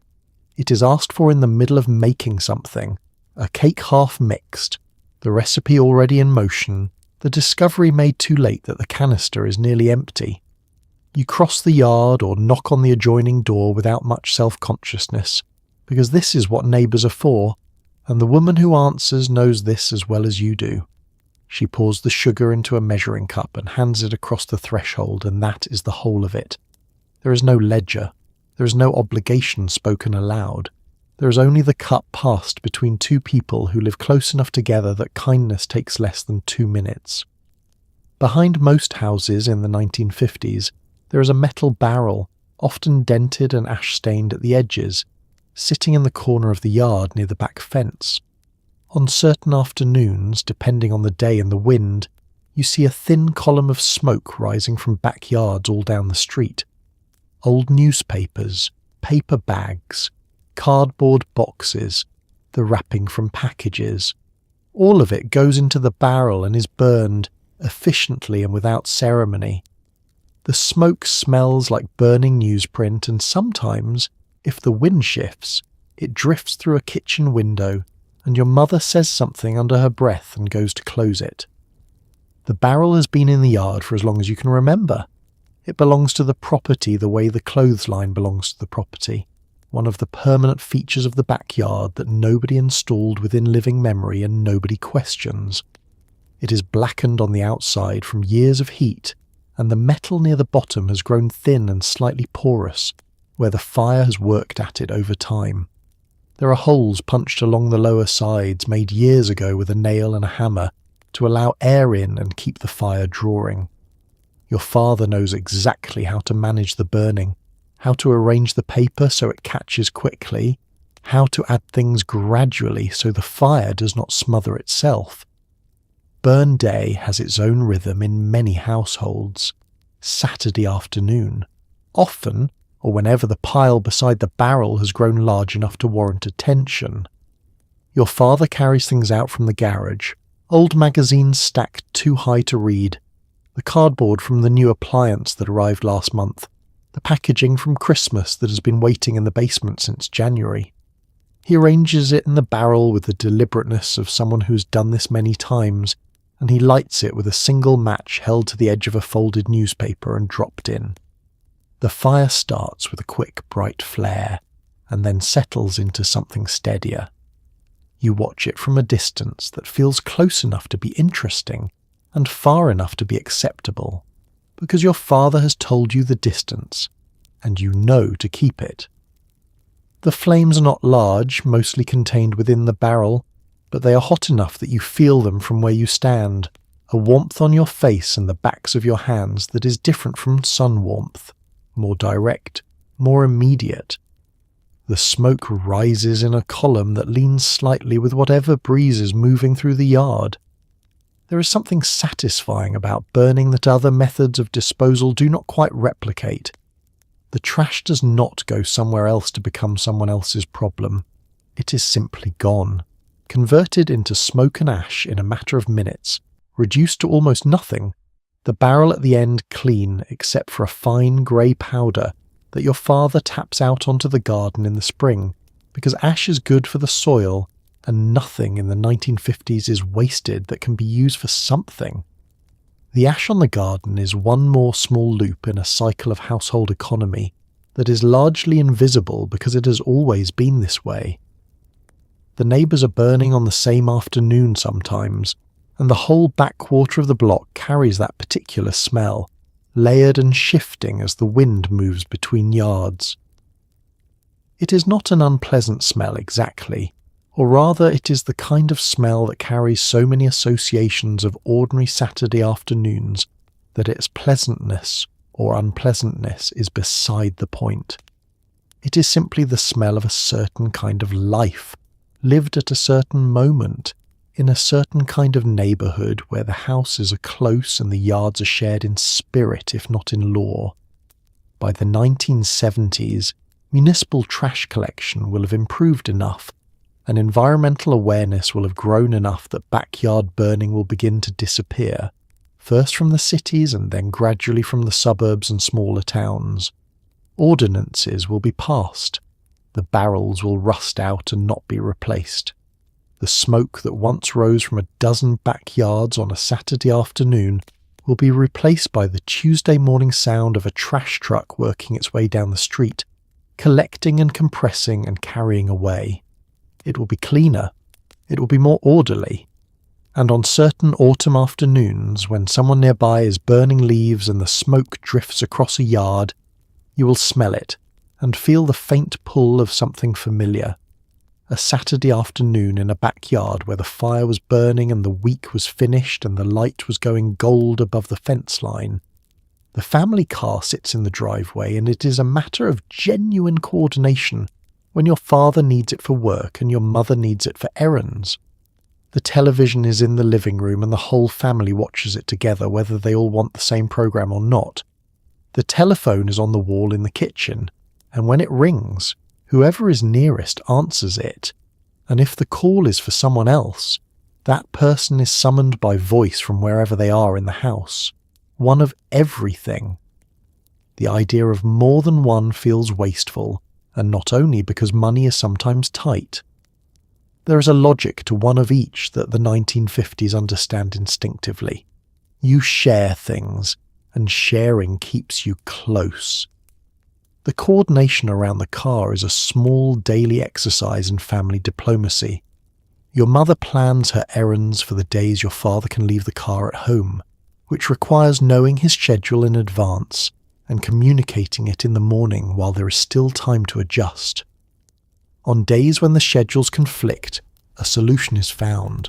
A neighbour who is going that direction anyway, the errand postponed to tomorrow, your father dropping your mother somewhere on his way and arranging to collect her later. None of this is experienced as deprivation. It is experienced as the ordinary negotiation of a shared life, which is what it is. The children walk. This is the default answer to most questions about how they get from one place to another, and it is not presented as a hardship. School is walkable by design in most 1950s neighbourhoods, because the neighbourhoods were built at a time when walking was the assumed mode of child transportation. The library is walkable. The five and dime is walkable. A child in the 1950s covers a surprising amount of ground on foot and thinks nothing of it, because the distance between things has been calibrated to the walking body in a way that the automobile suburb will eventually undo. The television in the living room imposes its own negotiations. There are 3 channels in most markets and the dial moves between them with a firm click, and the program that goes on is the program that someone in the room has earned the right to choose, through age or through the particular authority of whoever paid for the set. Your father watches the news, Your mother has her programs on certain evenings. The children get Saturday mornings and the hours after school before the adults come home. And this allocation feels fair in the way that all allocations feel fair when they have been consistent long enough to seem natural. Watching together creates a shared reference, a set of characters and stories and catchphrases that belong to the household as a collective experience. You laugh at the same things because you're in the same room when the funny thing happens. You discuss the program during the commercial, brief observations tossed across the room, and then silence when the picture returns. The television in the living room is a gathering point in the way that the hearth was a gathering point in an earlier era, the warm centre of the house where the family naturally assembles at the end of the day. The telephone on the kitchen wall is the most public object in the house. It has no privacy. When it rings and someone answers and the conversation is personal, the rest of the household simply hears it, absorbing fragments of your life the way families absorb each other's lives when they share a small enough space. This is not resented. It is simply the condition of the one telephone, which places all communication in the common space of the kitchen and makes privacy a matter of lowered voices rather than closed doors and separate devices. What the one-of-everything household produces without meaning to is a particular density of shared experience. You're in the same rooms at the same times using the same things, and this overlap creates the texture of a family life that later generations, each in their own room with their own screen and their own device, will look back on with something that is not quite nostalgia for the thing itself, but for the closeness the thing produced without anyone having to try. A man in 1955 does not leave the house without his hat. Not to the grocery store, not to a ball game, not to a neighbourhood barbecue. The hat goes on the way the coat goes on automatically, as part of getting dressed in the same way that putting on shoes is part of getting dressed. It is a fedora most likely, or a pork pie, or a flat cap depending on the occasion and the man. He tips it slightly to women he passes on the street. He takes it off when he enters a building. When he sits down to eat somewhere nice, the hat goes on his knee, or on the rack by the door. The hat rack in the front hallway is a piece of furniture taken seriously in the 1950s household. It stands near the door, and it holds the hats of the house, along with the coats and the umbrellas, and a house with a good hat rack has a particular kind of organised welcome to it, a sense that things are in their proper places and the people who live here move through the world with intention. Your father's hat has its own hook, the one he reaches for without looking, every morning as he goes out and every evening when he comes in and hangs it up. The small ritual of departure and return performed in the same gesture twice a day. The hat is also a social instrument. The tip of a hat to a passing woman is a gesture so ingrained that men perform it without conscious thought. The brim lifted slightly with 2 fingers and then settled back into place. The whole motion taking less than a second, communicating something that would take several sentences to say with words. Respect, acknowledgement, the pleasant recognition that the street is a shared space and that the people moving through it are worth noticing.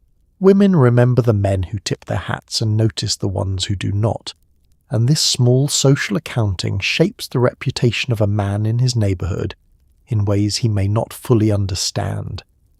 The variety of hats carries its own social information.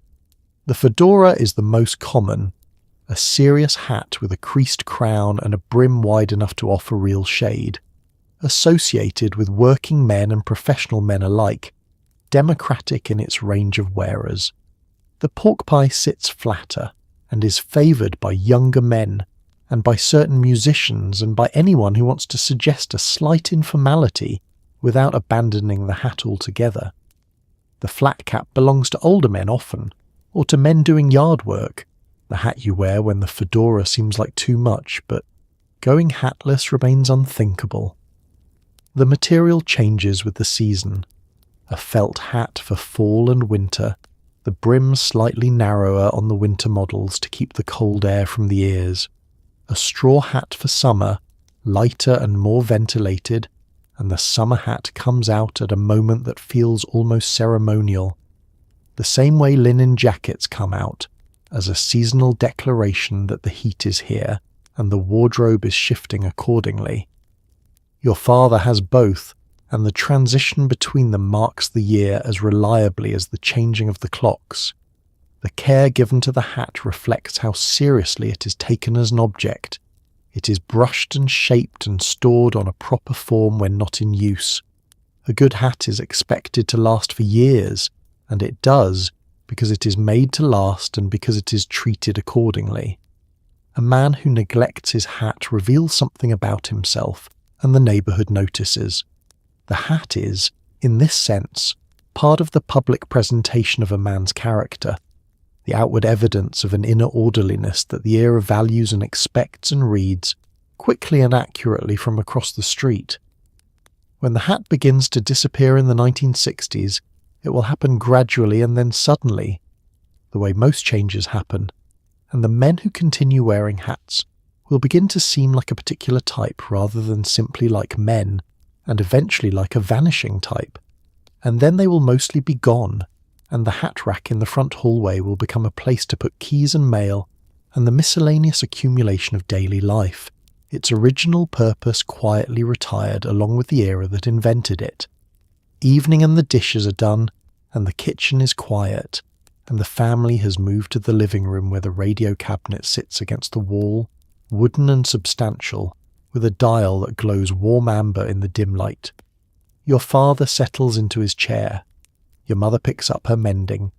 The children sprawl on the rug with homework or books or nothing in particular. And the radio fills the room with a comedy program or a drama or a variety hour that everyone listens to together without looking at each other, each one seeing a slightly different version of the story inside their own head. The radio cabinet is furniture of a particular kind of ambition. It is not a small object on a shelf.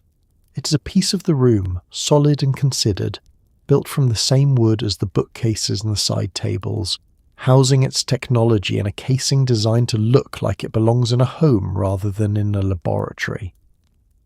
The dial on the front is a long horizontal band marked with numbers and the call letters of local stations, and the needle that moves across it glows faintly when the set is warm, casting a light that is barely enough to read by, but more than enough to navigate the dial in a room that has gone dim for the evening. The programs have been part of the family's week for years, some of them for longer than the children have been alive.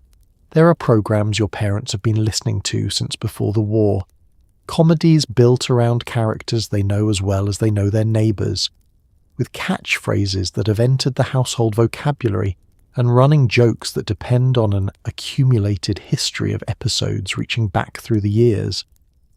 Your family has a relationship with these programs that is almost social, a weekly appointment kept with the same reliability as church or a standing dinner. The drama programs reward close listening in a way that television will not quite replicate.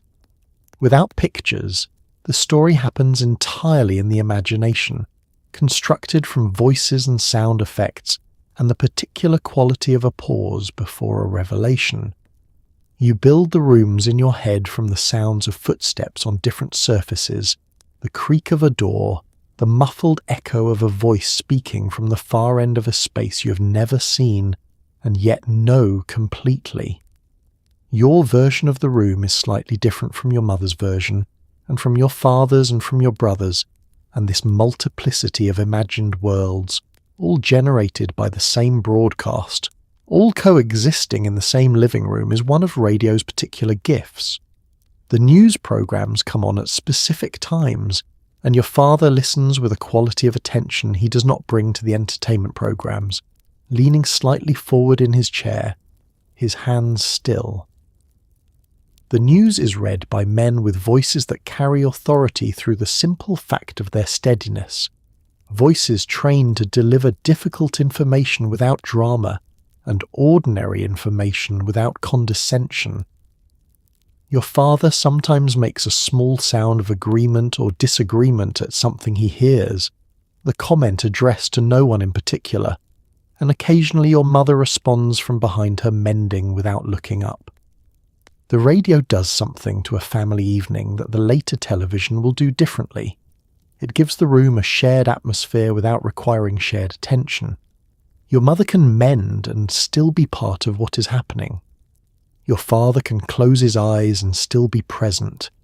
You can do your arithmetic at the edge of the rug and still feel the warmth of the room, the story moving through the air around you, the family gathered not around something they are watching, but around something they are all, in their separate ways, inside of together.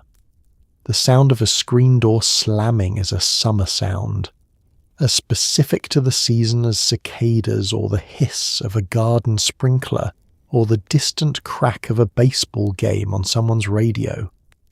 Children come and go through it all day without ceremony. It bangs on the way out and bangs again on the way back in, and the mothers of 1955 have largely made a kind of peace with this sound. It means someone is home. It means the neighborhood is alive. It means summer is doing what summer is supposed to do, filling up with small, unstudied moments that nobody's recording and nobody needs to. The screen door is a summer object in a way that the wooden door behind it is not. The wooden door belongs to winter and to the serious business of keeping the cold out and the warm in. But the screen door belongs to the months when keeping the air moving is more important than keeping the world out, when the house breathes through its mesh walls and the outside and the inside lose some of their distinction. Flies are the enemy it is designed to defeat, and it defeats them reasonably well, though not perfectly, and the occasional fly that makes it inside is simply the price of a house that is open to the summer. The spring that pulls the screen door shut is calibrated to close the door fully but not violently, a tension arrived at through years of adjustment, a small flat-headed screw on the pneumatic arm that your father turns a quarter turn one way or another until the door closes with exactly the right amount of authority.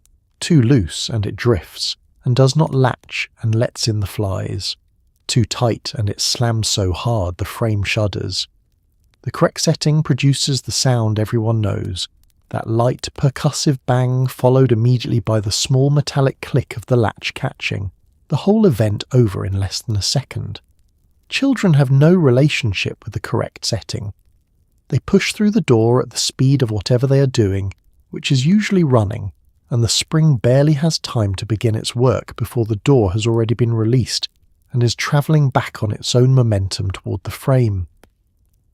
The bang produced by a child in a hurry is louder than the properly adjusted bang, more emphatic, the sound of a door being used rather than operated. Your mother calls after them sometimes, not to be quiet but to stop letting the flies in, and they call back something that may or may not be an acknowledgement, and are already in the yard. The screen door banging is one of those sounds that records itself in memory more faithfully than almost anything else from a childhood summer. It has the quality of a refrain, a sound that repeats all day at irregular intervals, sometimes twice in quick succession, as two children come and go within moments of each other, sometimes not for a long stretch when the yard has everyone it is going to get for a while. You hear it from the kitchen and you know from the sound of it, its speed and weight, whether it is your eldest coming in or the youngest going out, whether it is the neighbour boy who always lets it bang especially hard, or your daughter who has learned to ease it shut when she remembers, which is not always. The sound belongs entirely to the era of the screen door as a primary technology, before air conditioning made it possible and then necessary to keep the house sealed all summer. When the window units and the central systems arrive and the wooden doors stay closed in July, the screen door will become decorative in some houses and eventually absent from others. New constructions will not always include them. The bang will become a sound associated with older houses and with certain kinds of summers and with a particular quality of openness that the sealed and climate-controlled house cannot quite reproduce. There is a last summer for every screen door, a final August in which it bangs through the long afternoons and nobody notices, because why would anyone notice a thing that has always been there? And then one day the house is different. cooler and quieter, and the summer outside continues without quite making it inside anymore, and the day has a different character, comfortable in a new way and slightly lessened in some other way that takes years to name.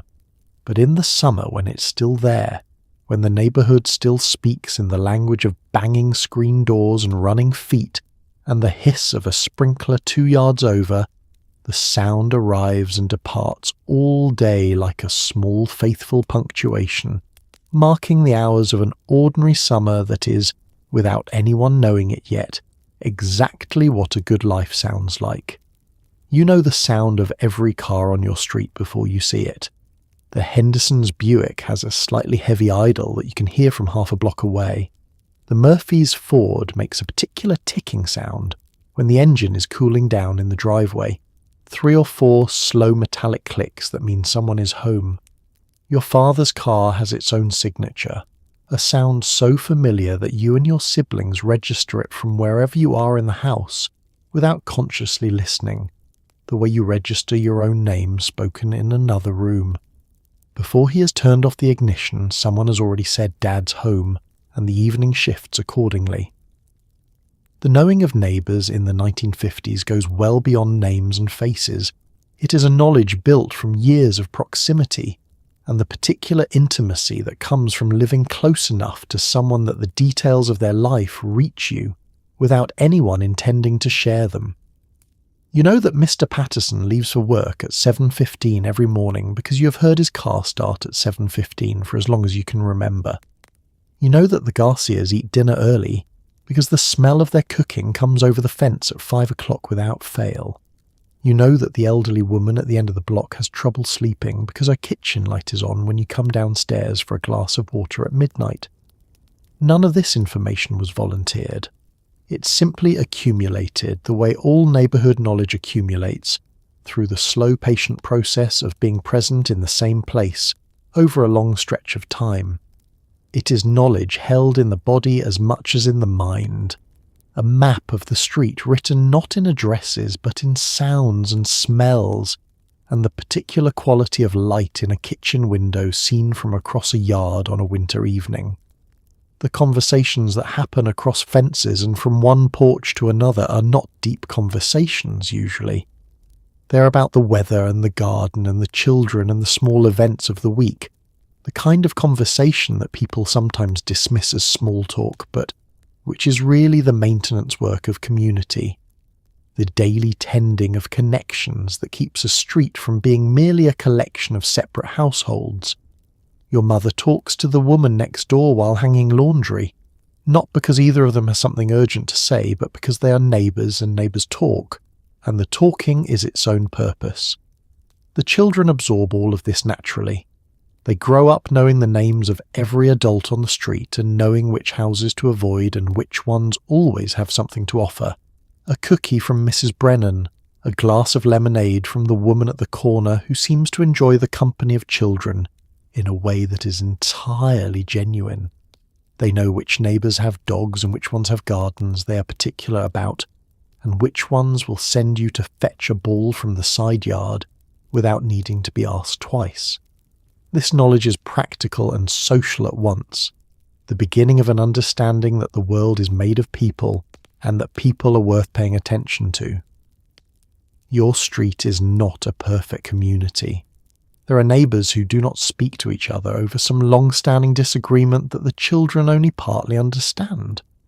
There are households that keep more to themselves than others, that receive the mailman and the milkman and nobody else without apparent distress.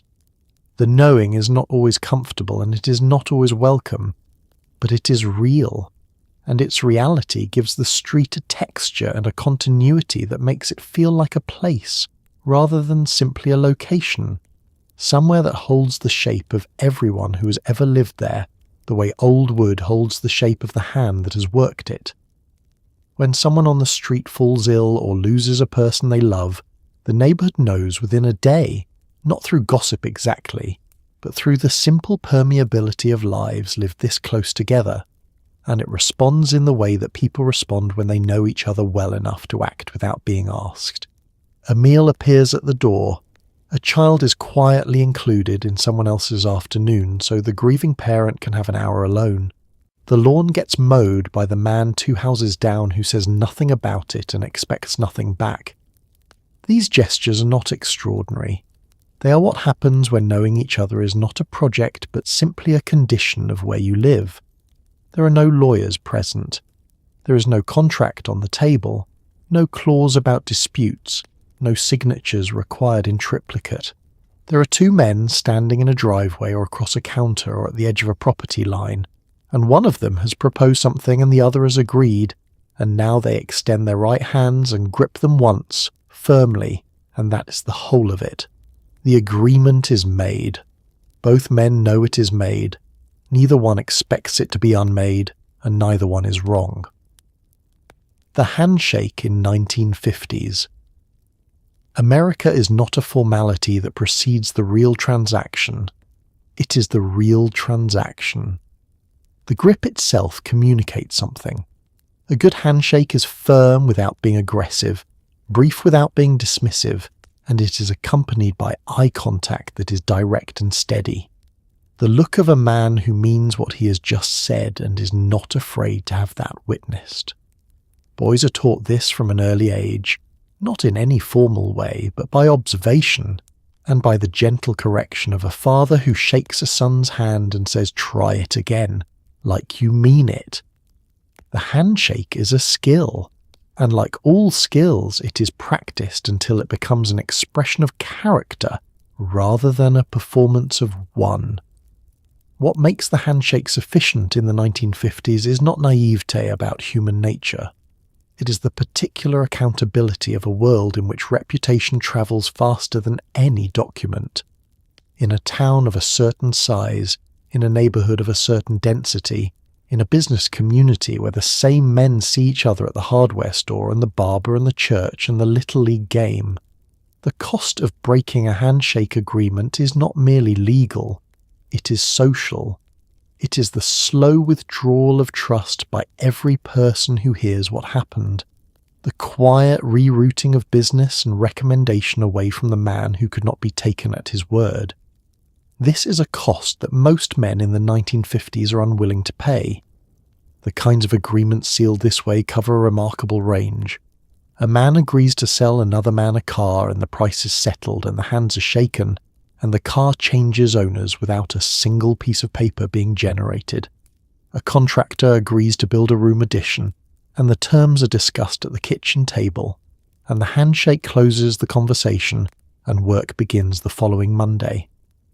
A farmer agrees to let a neighbour run cattle on his back pasture for the season, and they shake hands at the fence line and both of them go home satisfied that the matter is settled. The women of the era have their own version of this economy, conducted not through handshakes but through the equally binding currency of spoken agreement between people who know each other well. A commitment made over the telephone or across a back fence carries the same weight. "I will bring a dish to the potluck" is not a casual statement. You will bring a dish to the potluck.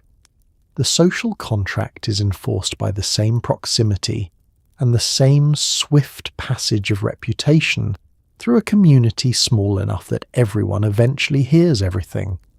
Children observe all of this and absorb it in the way children absorb the values of the world around them, not through instruction but through accumulation. They see their fathers shake hands and they understand that something real has just happened, that the grip and the eye contact have created an obligation that will be honoured because that is what men of good character do, and that being a man of good character is the whole point. They practice the handshake. They apply it to their own small transactions on the street and in the schoolyard, the trades and agreements and borrowed bicycles of childhood commerce, governed by the same unwritten code that governs the adult world above them. What comes later?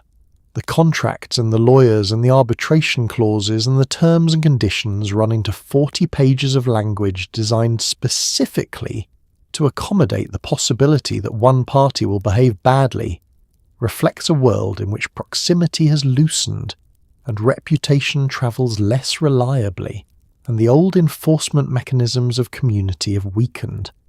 It is not without its own wisdom. But sitting across a kitchen table in the 1950s, watching two men shake hands over a price they both agreed was fair, you would not have guessed that this simple gesture, this grip of two palms and the brief direct meeting of two gazes, would one day come to seem like a relic of a more trusting age.